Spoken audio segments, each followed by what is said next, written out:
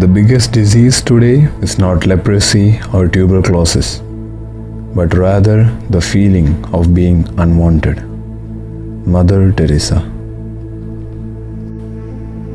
The psychologist William James said, "One of the deepest desires of human beings is the desire to be appreciated.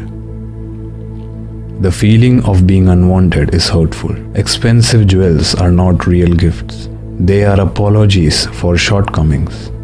Many times, we buy gifts for people to compensate for not spending enough time with them. Real gifts are when you give a part of yourself. Sincere appreciation is one of the greatest gifts one can give to another person. It makes a person feel important. The desire to feel important is one of the greatest cravings in most human beings. It can be a great motivator.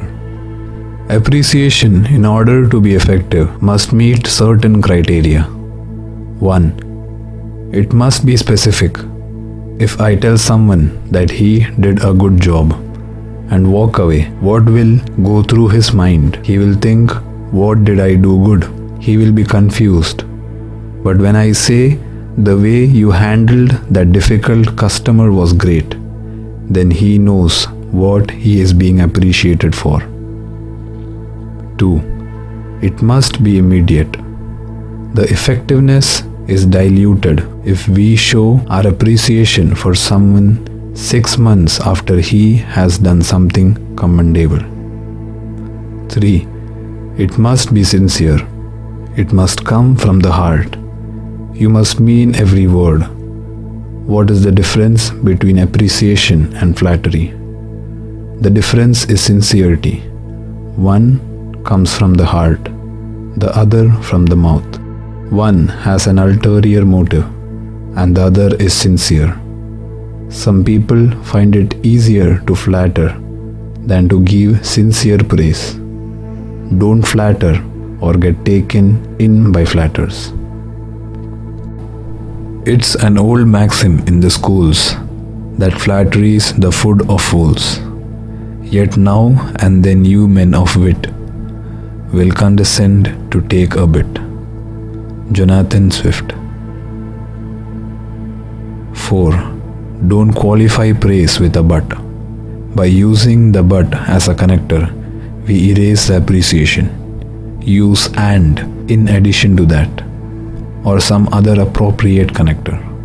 Say something like, "I appreciate your effort and would you please," rather than "I appreciate your effort but." 5. After giving appreciation, it is not important to wait for a receipt or acknowledgement. Some people are looking for a compliment in return. That is not the purpose of appreciation.